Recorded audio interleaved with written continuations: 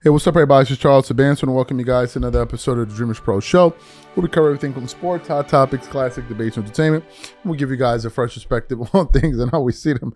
But today we got a great show, so let's get straight into it. So, as you guys know, there's kind of been like this concerted media effort, and sadly, by ESPN to really go after Michael Jordan's legacy. They've littered throughout their network a bunch of different people that it's now become like the norm to try to take a dump on Michael Jordan or his era. And you see it happening widespread in the kind of sports space. And I blame this a lot on the people that cover sports because most of them know better, right? Most of them know better, but they do it because it makes money. They need something to talk about. And the best way for them to do that is just to basically misinform viewers and take a shot at the 90s. That's why you can have idiotic commentators who come out there and say Michael Jordan couldn't dribble with his left. Just a bunch of nonsense, right? And they've really done their best. And now it's become commonplace to do that at the network. So recently, Iman Shumpert, who we've seen a lot of as of late on ESPN, made a visit to Pat McAfee's show. And as you guys know, at some point last year, McAfee had an interview that he had with LeBron James. There was a lot of talk that came out in the aftermath of that interview. Of course, he went at Brian Windhorst. He went at Stephen A. Smith. A bunch of things were said, right? And he also took a shot at the former eras as well. So what happened was he invited Iman to the show. They're talking about a whole bunch of things. And then it gets to this thing of, the Chicago Bulls and the era in which Michael Jordan played. And Pat McAfee, who thought he was being cute, decided to basically start making fun of 90s basketball and basically showing how they dribble with their hands. And he was essentially saying that era was trash. And I remember a show that we did with Coach K where he was talking about his top players of all time. He mentioned Michael Jordan, he mentioned Kobe, but he didn't mention LeBron. And McAfee went out of his way for him to keep mentioning LeBron over and over and over. And I don't know if it's in your contract that you have to do that at the when you sign a contract with ESPN, you have to kiss LeBron's butt. So he thought he was just going to do it and just kind of get away with it. But as you can see from the video we're about to play, Iman Shumpert started to get visibly annoyed. He started to get annoyed with some of the dumb antics that McAfee was trying to pull off. And then he just started going at him, and it created a really weird environment. And I think when McAfee kind of noticed that, he was making it weird, I'm talking about himself, he kind of backed off. So take a look at this footage here. That black 23, man, that black 23 was different. I got a lot of his shoes here. Man, he was different, man. Yeah. He was different. Yeah, that's what they said. I was watching The Last Dance, and he certainly was. He was different, but I'm a Chicago kid. Who knows? I could have grew up in Ohio, and Bron would be the GOAT. I could have grew up in Detroit, and Bron would have been the GOAT. You know what I mean? I hated on Kobe's greatness for the longest, just because I wasn't from LA. Then I realized I was a fan the whole time because I know way too much about Kobe Bryant to be acting like I'm not a fan.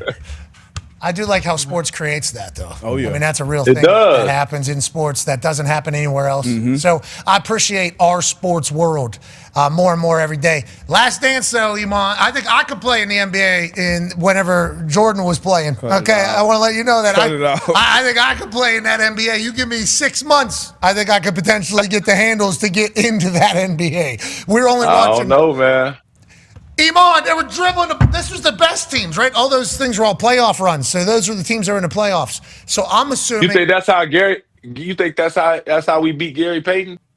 You think they was dribbling like that? You think Portland was dribbling like that? No, the bottom of the league. Utah was dribbling like that. John Stockton was dribbling like that. Okay, John Stockton was coming off the ball screen, putting nail in coffin with Karl Malone, buddy. We wasn't even supposed to win that game. Karl Malone and John Stockton had me fearing for my life. Thank you, Sean. For my life. All right, I understand. Y'all gonna stop disrespecting old Sean Kemp was out here punishing people at the rim. That's the script. Bottom of the league. I'm talking worst team. I'm talking worst team.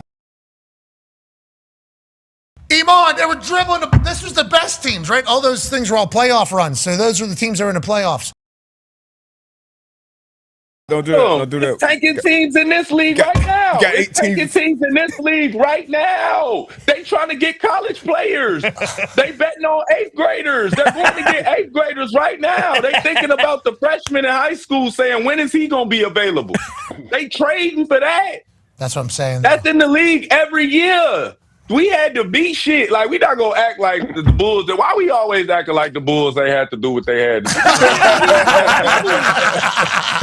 to get through the bad boys. Beat Magic. They like, oh, it was late Magic. So? Hey, congrats to the Bulls. Congrats to the Bulls. Thanks for what you did for basketball. And Michael Jordan, thank you for what you did to basketball. I would like to say that. We beat Charles. Charles still mad about it. No, people throw that in Charles' face all the time, though. I think that's probably why he does it. Ask Charles. He pissed about it. He's supposed to be a champion. Not for that ball guy there, that 2-3 over there. That's what I'm saying. That's why we talk about this. Y'all talking about the bottom of the league. I don't care about the bottom of the league. It's the bottom. So you saw that there.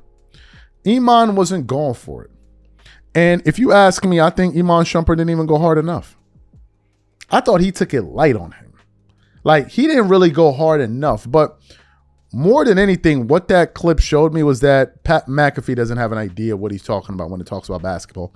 You can tell, like, he gets a lot of his basketball takes from, like, TikTok and Instagram.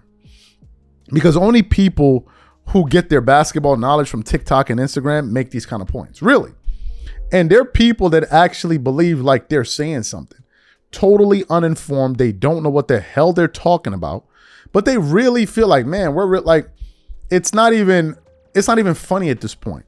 Because I think what's happening is that we're rearing a generation of idiotic NBA fans. Like, I'm being dead serious. There's a new crop of NBA fans, the latest generation, who don't know anything beyond their current generation. That's it. They don't know anything about the mid 2000s, the early 2000s, the 90s, the 80s. They know nothing. And the worst part about it is they're proud of the fact that they know nothing. Do you know why? Because they've been able to dismiss it by saying, oh, those guys sucked anyway. And the people that have kind of spearheaded this movement are people like Gilbert Arenas, who knows better. If you're in your 40s, which he is, he knows better. But what has happened is a lot of these guys are pandering to a younger audience because they want to make money.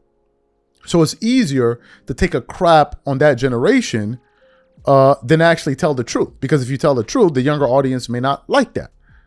So this is what the NBA this is what the NBA community has turned into. A bunch of idiots and buffoons.